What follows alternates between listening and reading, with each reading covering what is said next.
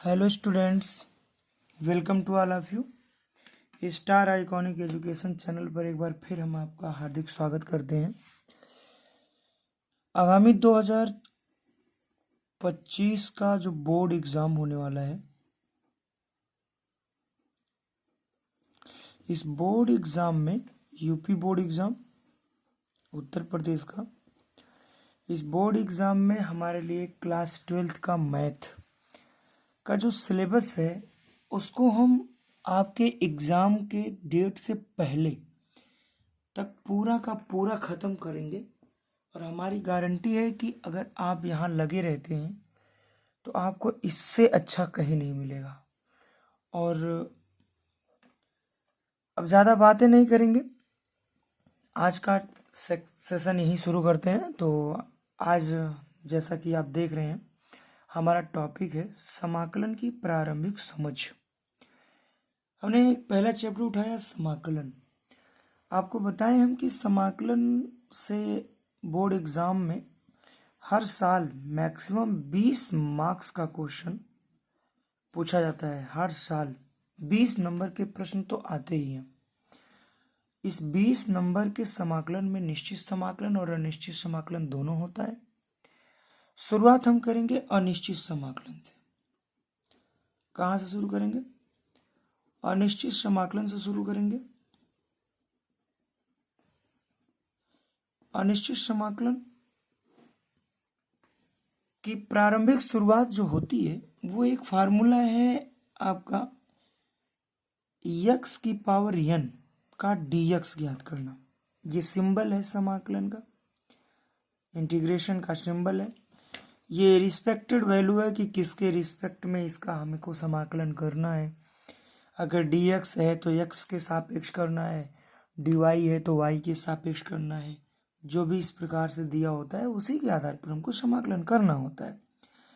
इसका हमको फॉर्मूला मिलता है अगर हमें x की पावर n मतलब नेचुरल नंबर जो भी मिलेगा आपको, प्राकृतिक संख्या है या कोई ऐसी घात हो जो धनात्मक भिन्नात्मक संख्या हो, उसके लिए भी ये फार्मूला यूज होता है।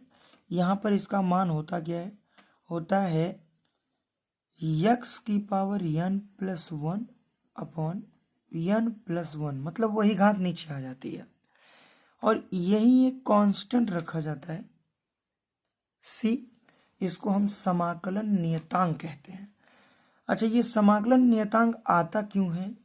क्योंकि ये माना जाता है कि जिस फलन का हम समाकलन कर रहे हैं उस फलन में कुछ ऐसा मान होगा जो शायद पूर्ण ना हो, तो उस पूर्ण मान को प्राप्त करने के लिए हम यहाँ पर एक नियतांक रखते हैं जिसका उद्देश्य होता है कि अपूर्ण मान को पूर्ण कर देना। तो हमको याद रखना है कि यदि हमको इस प्रकार से कोई क्वेश्चन मिलता है, जैसे हम माने कि एग्जाम्पल के अकॉर्डिंग एक क्वेश्चन हम रखें, कह दिया जाए x की पावर 5 का समाकलन क्या होगा। तो x की पावर 5 का अगर समाकलन निकालना है आपको, तो यहाँ देख रहे हैं इसी के अकॉर्डिंग पावर एक बढ़ रही है और वही पावर एक नीचे आ जा रहा है। तो बनेगा क्या? x की पावर 5 प्लस 1 अपॉन x की पावर 5 प्लस 1, 5 प्लस 1 मतलब ये हो जाएगा आपका x की पावर 6 अपॉन 6। यदि आप एक दो बार इस तरीके के प्रश्न सॉल्व करते हो तो डायरेक्ट आपको समझ में आ जाएगा इस प्रकार के प्रश्न कैसे सॉल्व होते हैं। x की पावर 7 का अगर समाकलन करना है मान लीजिए, तो x की पावर 7 का समाकलन, अब आप समझ गए हो, पावर एक बढ़ जाएगी और वही नई बनी हुई पावर नीचे आ जाएगी, मतलब x की पावर 8 अपॉन 8 ये हो जाएगा, प्लस c लगा देंगे हम यहाँ पे, ये हमारा कंप्लीट आंसर होगा। इस प्रकार के समाकलन को हम कहते हैं अनिश्चित समाकलन, याद रखें। अच्छा, एक चीज़ और याद रखें कि अगर हमको पूछ लिया जाए कि एक का समाकलन क्या होगा और x के सापेक्ष पूछ लिया गया एक का समाकलन क्या होगा, अब आप जानते हैं समाकलन करने के लिए हमको चाहिए बीजगणितीय पद, मतलब वेरिएबल्स चाहिए, एक्स वाई जेड इस प्रकार के वेरिएबल्स चाहिए। लेकिन यहाँ पर एक नंबर का समाकलन करना है जिसमें एक है, एक का अगर हमको समाकलन करना है तो एक में तो यक्स के सापेक्ष समाकलन में एक्स है ही नहीं, तो हम इसको ऐसे लिख सकते हैं यक्स की पावर 0 की ऐसी स्थिति बनेगी। अब अगर आप देखें तो मैच कराएं, सेम ऐसा ये मैच कर रहा है, यक्स की जगह पे यक्स हो गया, यन की जगह पे 0 हो गया, एकदम सेम यही मेथड लगेगा। तो इस मेथड में आपको मिलेगा क्या, मिलेगा यक्स की पावर 0 + 1 अपान 0 + 1, मतलब यक्स की पावर 1 अपान यक्स की पावर 1 अपान 1 प्लस सी कर दीजिए, ये हमारा आंसर होगा। इस तरीके से हम क्वेश्चन सॉल्व कर सकते हैं। कभी भी आपको इस प्रकार का मिलता है तो हल करेंगे। आज हम बेसिक ही देख रहे हैं और आगे देखें, अगर कुछ क्वेश्चन ऐसे मिलते हैं हमको, जैसे मान लीजिएगा ए एक्स की पावर एन के फॉर्मेट का क्वेश्चन है, ये पहले टाइप का क्वेश्चन हो गया। और ये तो भाई एक बेसिक कॉन्सेप्ट है हमारा कि 1 का अगर हमको ज्ञात करना है dx तो कैसे ज्ञात करेंगे, या किसी अचर पद का dx ज्ञात करना है तो कैसे ज्ञात करेंगे। अगर हमको इसका dx ज्ञात करना है, ये ए एक्स की पावर एन का dx, तो a आपका कांस्टेंट माना जाएगा, a आ जाएगा बाहर, x की पावर एन का हमको dx निकालना है। बस सेम वही पुरानी वाली बात याद आ गई, a आपका पहले से बाहर है, इसका जब हम समाकलन करेंगे तो x की पावर n + 1 आएगा अपॉन n + 1 और प्लस सी, हो गया हमारा आंसर। बस इतना करना है। ऐसे अगर हमको एक क्वेश्चन मिल जाए, जैसे अगर कह दिया जाए कि 5 का हमको समाकलन ज्ञात करना है, वो भी x के सापेक्ष, तो 5 का समाकलन अगर x के सापेक्ष ज्ञात करना है तो इसको हम क्या लिख सकते हैं, लिख सकते हैं 5 × x की पावर 0 का dx। हो जाएगा कि नहीं हो जाएगा। और इस अवस्था में अगर हम सॉल्व करें तो इसको, अब 5 को बाहर निकाल दीजिए, सेम इसके कॉन्सेप्ट पर 5 बाहर आएगा, मिलेगा x की पावर 0 का dx, और ये चीज़ बन गई इसके जैसी, और इसके जैसी अगर ये बन गई है तो यहाँ पर आपको मिलेगा क्या, मिलेगा 5 × x की पावर 0 + 1 अपान 0 + 1, मतलब हो जाएगा 5x + c। ये होगा हमारा कॉन्सेप्ट और ये हो गया हमारा आंसर। तो इस प्रकार के कुछ प्रश्न हमको मिलते हैं तो हम सॉल्व करेंगे, ये हमारा बेसिक है। इसी में हमको कुछ क्वेश्चंस ऐसे मिलते हैं जिसमें मान लीजिए कि एक फंक्शन है, पूरा एक क्वेश्चन है फंक्शन के रूप में। जैसे मान लीजिए कि अगर हमसे कह दिया गया 5x² + 2x + 4 का हमको ज्ञात करना है dx, x के सापेक्ष दिए गए फलन का हमको समाकलन ज्ञात करना है।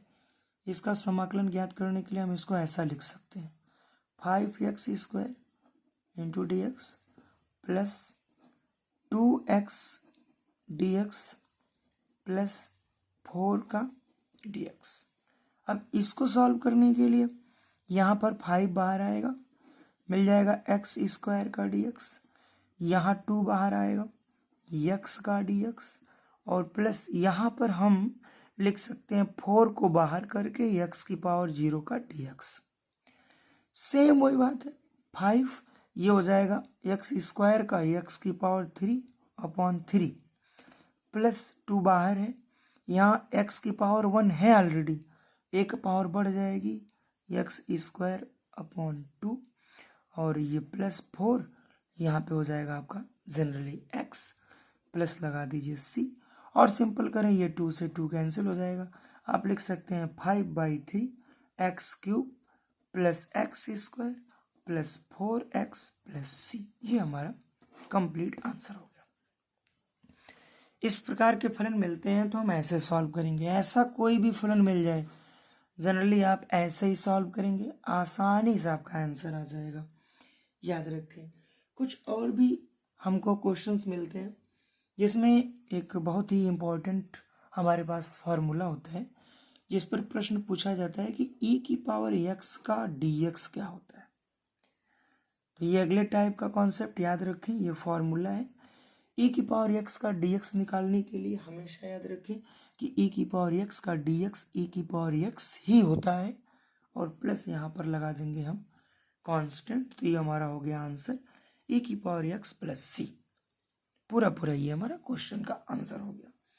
और भी कुछ क्वेश्चंस होते हैं, जैसे एक क्वेश्चन हमसे मिलता है अक्सर कि 1/x का dx क्या होगा। अब 1/x का अगर हमको dx फाइंड करना है तो इसके लिए हम क्या करेंगे, फॉर्मूला याद रखेंगे कि कभी भी 1/x का dx निकालने के लिए डायरेक्ट हम इसको लिखेंगे log x प्लस सी। ये हमारा फॉर्मूला है। जैसे e की पावर x का dx e की पावर x हो गया, ऐसे ही 1/x का dx जो होता है log x प्लस सी। और यहाँ पर जो आपको मिला है इसको ध्यान दें, इस फलन पे आपको मिला आपको क्या मिला, x की पावर n का अगर हमको dx निकालना है तो आप डायरेक्ट लिखेंगे x की power n plus 1 upon n plus 1 plus C. और क्या मिला, x की पावर n का अगर हमको dx निकालना है तो ये आपका कॉमन हो जाएगा, बाहर आ जाएगा।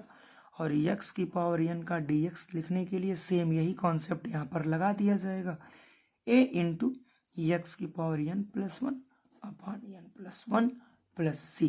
तो इतनी चीज़ें मिली, ये हमारा फॉर्मूला है। आप ऐसा मिलता है तो सेम इस प्रकार से, ऐसा मिलता है तो इस प्रकार से कर सकते हैं। 1/x की पावर dx ज्ञात करना है तो आप यहाँ डायरेक्ट याद रखें, नोट कर लें, आप इसको याद होगा। हमें उम्मीद है कि आपकी तैयारी अच्छी चल रही होगी, आप इस तैयारी में बहुत कुछ पढ़ रहे होंगे। तो जो सूत्र आपको मिलते हैं, जो फॉर्मूला मिलता है समाकलन के लिए, फॉर्मूला मोस्ट इम्पॉर्टेंट होता है। यदि आपको फॉर्मूला नहीं याद रहेगा तो आप जल्दी क्वेश्चन सॉल्व नहीं कर पाएंगे, ठीक है। तो ये आप याद रखें, कभी भी आपको अगर ऐसा प्रश्न मिलता है तो ये आप यूज करेंगे। देखिए यहाँ ध्यान दे रहे हैं कि एक कॉमन चीज़ है कि यहाँ वेरिएबल की पावर एक नंबर है। यहाँ पर तो एक अलग कॉन्सेप्ट है, e की पावर x का dx निकाला गया। यहाँ भी मिला क्या कि वेरिएबल की पावर नंबर थी। एक ऐसा क्वेश्चन पूछा जाता है जिसमें नंबर की पावर वेरिएबल रखी जाती है। नंबर की पावर क्या रखी जाती है, वेरिएबल। जैसे हम आपको बताएं, अगर हमसे पूछ लिया जाए a की पावर x का dx क्या होगा। यहाँ देखिए a एक अचर पद है और x पावर की जगह पे आ गया, जहां पर हमको n मिल रहा था वहां x आ गया। तो ये एक अलग कॉन्सेप्ट है, ये एक अलग तरीके का फलन है। इसका अगर हमको समाकलन ज्ञात करना होता है तो इसका डायरेक्ट फार्मूला होता है a की power x upon log base E A plus C. हमें ये याद रखना है, डायरेक्ट ये याद रखना है। ये फार्मूला होता है किसी भी अचर का, यदि हमको पावर दिया गया हो चर के रूप में तो उसका हमको समाकलन a की power x upon log base E A plus C के रूप का मिलता है। ये चीजें, बाकी कुछ इंपॉर्टेंट चीजें ये मिलती हैं। त्रिकोणमिति अनुपात में हमसे पूछा जाता है कि साइन x का dx क्या होता है। तो साइन x का dx निकालने के लिए फार्मूला याद रखें, साइन x का dx minus cos x plus C कर देंगे। ऐसे ही हमसे अगर कॉस x का पूछ लिया जाए कि कॉस x का dx क्या होता है, तो कॉस x का dx ज्ञात करने के लिए डायरेक्ट साइन x प्लस सी याद रखेंगे। ये भी हमारा फार्मूला है। तो कुछ ऐसे सूत्र हैं जिनको हम याद रखेंगे और इन्हीं के आधार पर हमारा आगे का कॉन्सेप्ट चलेगा। जैसा कि इस वीडियो में हम आज यहाँ तक ही छोड़ते हैं। अगर ये वीडियो अच्छा लगा होगा तो लाइक, कमेंट और शेयर करिएगा। और हमारा चैनल यदि आपको पहली बार मिल रहा है तो चैनल को सब्सक्राइब करिएगा, जिससे आने वाली वीडियो आपको ज़रूर मिले। हाँ, हम आपको ये ज़रूर कहते हैं कि वीडियो अब कंटिन्यू आपको मिलती रहेगी और इसी तरीके से कोशिश करेंगे हम कि आपके एग्ज़ाम से पहले मैथ का पूरा सिलेबस एक फास्ट रिवीजन में कवर कर दिया जाएगा, जिससे हम ये ज़रूर आपसे कहेंगे कि मैथ में 99% आपको सक्सेस मिलेगी, गारंटी के साथ 99% की सक्सेस मिलेगी। आपको ट्रिक बताएंगे, सॉल्व करने का तरीका बताएंगे कि किसी मैथ के क्वेश्चन को कैसे सॉल्व करते हैं, वो किसी भी टॉपिक का क्वेश्चन हो। तो चलिए आज के लिए बस इतना ही। और लास्ट तक बने रहने के लिए आपका बहुत बहुत धन्यवाद।